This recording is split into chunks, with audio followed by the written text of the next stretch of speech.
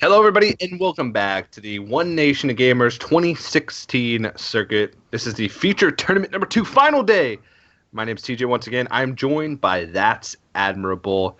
And we just saw a doozy of a series, I think is the only way to describe it. We talked about it earlier. 3 Golden Monkey games in a single series.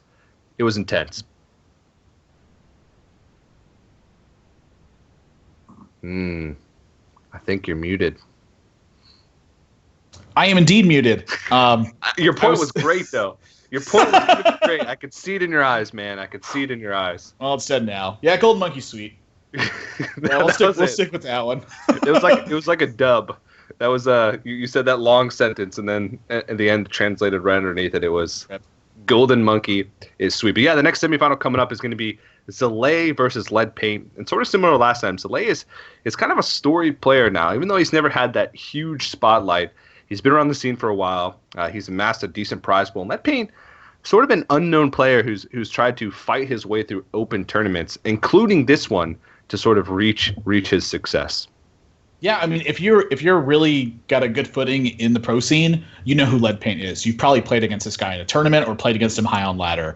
But he's up against a very storied player at this point. I mean, Zalae, coming off of a Magic background, has a wealth of experience there. He was actually a Magic Online Player of the Year in one of the years he was playing professionally. But since stepping into Hearthstone, we're talking he's won a couple of open tournaments at the Tuesday Night Hypes. He won BlackRock Mountain Launch Invitational. He won the WCA 2015 Pro Qualifier for Americas. He won one of the esports arena tournaments. He's got second place in the Geico Brawl, a couple of top 4 sprinkled in here and there, including Seat Story Cup, and he made top 8 at I-57 as well, where Dog was second place at that one.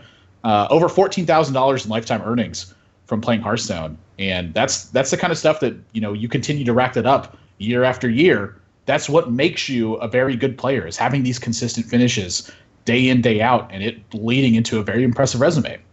And just 3 days ago, he won the Esports Arena World Series of Sealed. So even though it's not a constructed tournament, it's a little bit off the wall, it's still a tournament win. It proves that he's good at Hearthstone. It proves that he has strong deck building and strong knowledge of the game. So he's also got to be feeling confident moving in, coming off a win like that. So we are going to move into the series. Once again, this is a semifinal match. So the winner of this match moves on to face Dog in the finals of feature tournament number 2 for that $3,000 first place prize, and also that PAX Prime qualification for the One Nation of Gamers Grand Finals for the 2016 circuit, which also has a pretty substantial prize pool, a $25,000 prize pool for that tournament. That's going to happen in August. Yeah, very different approach to this match also for the two of these players. We saw in the first one a lot of control decks. VLPS not even bringing Druid, him banning out Druid. Both of these guys have brought Druid. They both brought Shaman. They both brought Warlock, and both of their Warlocks have been banned in this one. So very different kind of matchup that we're going to see in this one. And with Shaman versus Shaman in the opener, this is one of those matchups that I actually find most appealing in Hearthstone. Typically you think of aggro Shaman, you think of these blistering fast starts where they're trying to kill each other and some player dies like on turn 5 or turn 6 when their opponent stumbles. This often turns into a major grind between the two players where the last threat usually ends up adding up to so much damage that it's unrecoverable for one of these players.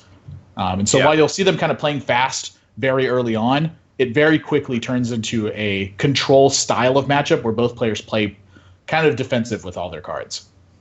In aggro versus aggro, every single decision matters because the game is so quick, and a lot of times it can be over so quick. So it means that every single turn and every single play that you make has a higher impact on the game overall.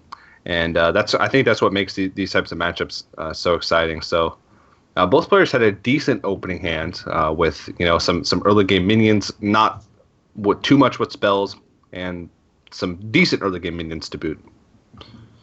Yep, Haunted Creeper's got a trade lined up for it here, but if you know Zalae, he's a very patient player, likes to take his time and figure out exactly what he's going to do before he takes any steps. Yeah, sign of a very strong player indeed. I've played a bit with Zalae too, like on the practice side of things, and he's the kind of player who asks himself a lot of questions. Not so much like what's the best play this turn, but what is a reason to play this card in my hand? What's a reason to play this card in my hand? What's a reason to attack a certain minion? A lot of it comes more from just him asking the right questions to himself, and a lot less from him just making strong plays turn after turn. I think that meticulous style of play was one of the reasons why he was considered one of the strongest pre-nerf patron players, which was an incredibly challenging deck at the highest level of play. And because he asked himself those questions, I think he's able to play those higher skill cap decks. And I think Aggro Shaman, even though people hate on it a lot because they lose to it on ladder on turn 5, and people always tend to have Doomhammer double Rockbiter on turn 7.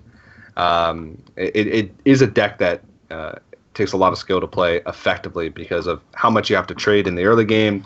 It's not a linear deck as you just go face. At some point you turn to that, but it is a really challenging deck to play. Yeah, a lot of little tiny decisions that add up to the big picture in this one. 3 pretty decent options here for Leadpaint, but 2 of them aren't looking so appealing because he's so far behind on board.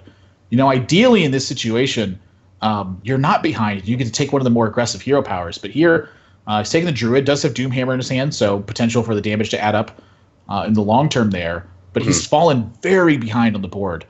And so right now, I would definitely consider this in Zalae's favor. He's got Feral Spirit to back this up. These juggles could matter a lot. But you pretty much hit the nail on the head. Lots of tiny decisions with this deck to make.